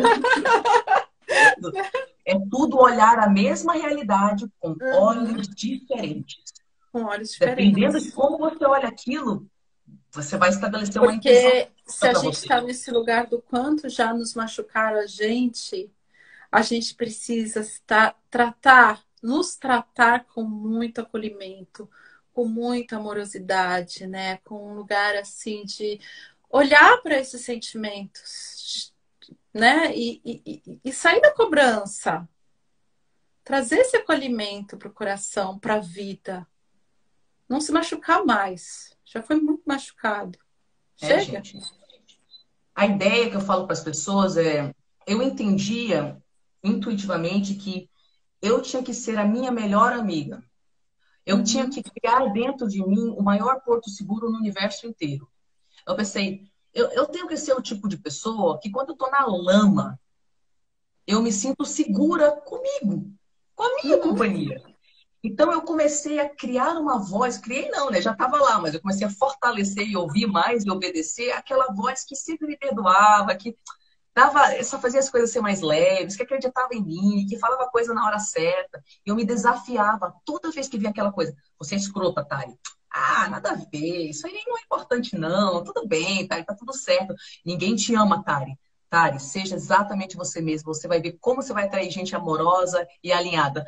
Mas esse homem não deu certo com ele. Será que eu nunca vou ser amada? Tari, é livramento. O universo está te falando que não é ele. Imagina um cara incrível que está se preparando agora para você, mas não vai dar certo na internet. Quem sou eu para falar alguma coisa? Quem sou eu para achar que eu posso ajudar alguém? Tari, você sabe no seu coração que isso é importante. Como foi importante alguém falar para você sobre o narcisismo? Faz a mesma coisa. Faz a mesma coisa. Pense em como você vai ajudar as pessoas. Então, vinha a voz escrota, aí eu não me recuso a ficar aqui dentro só com essa voz escrota. Não quero só essa companhia, né? Aí vinha uma outra voz amorosa toda santa vez e falava com a vozinha. Aí a vozinha escrota começava a pensar, nem é tão difícil assim? Ah, nem é tão pesado. Eu fui criando um relacionamento entre a parte que não acreditava em nada e o que eu chamo de eu real, né? A sua parte amorosa, a sua parte divina, o Espírito Santo, o céu, seja lá o que vocês chamam, essa parte linda, amorosa, sua mãe interna, tanto faz. E eu fui criando um relacionamento entre as diferentes partes da minha psique, de forma que toda vez que vinha a voz escrota, já vinha uma outra resposta. E eu fiz isso durante tantos anos, tantos anos, tantos anos, que um belo dia, numa situação onde eu costumava ouvir primeiro a voz escrota, ela não veio. Veio primeiro a voz amorosa. Eu fiquei, caraca, gente! Porque ela começou a vir como primeira voz. Porque eu já criei um novo caminho neural. Uma nova resposta. E você se torna a sua melhor amiga. Você sabe que quando você está no lixo, você vai ser a energia mais amorosa. E você vai para dentro do seu porto seguro. É isso, gente. E se a gente for pensar que nós temos a nós mesmos, quando nós temos a nós mesmos, nós temos tudo. Perfeito. Quando nós fazemos as pazes com as nossas sombras, com as nossas dores e tomamos as rédeas do nosso eu, da nossa vida, do que a gente manifesta, do que a gente traz dentro da gente, a gente tem tudo. Exatamente. A gente tem tudo. Tudo. Porque essa voz boa, quando você tem a você mesma, inclusive, ela te permite pedir ajuda. Uhum. Né? E às vezes não é nem pedir ajuda. Quanto? Acho que todo mundo faz. Você está naquele momento de conflito, você pensa, nossa, eu preciso de uma ajuda, eu preciso dar isso aí de ser. Liga a internet, daqui a pouco vem uma mensagem. Que aquela mensagem, o universo está todo o tempo nos mandando amor. Deus é maravilhoso, Deus é clemente, é amoroso, Deus está todo o tempo, o universo está mandando todo o tempo formas, ferramentas para que nós possamos trazer esse acolhimento interno. Mas se a gente ficar nos punindo mais ainda, nos colocando como vítima, a gente não abre espaço para esse lugar de tomar posse de si mesmo, para se reconhecer como sendo você a sua estrutura, o seu amor próprio, a sua verdade, se reconhecer nesse lugar, para aí depois se abrir para um parceiro, quando você estiver muito feliz e bem na sua solitude e falar, nossa, eu me amo, eu me reconheço, eu sei quem eu sou, eu me vejo, agora eu estou pronta para me relacionar.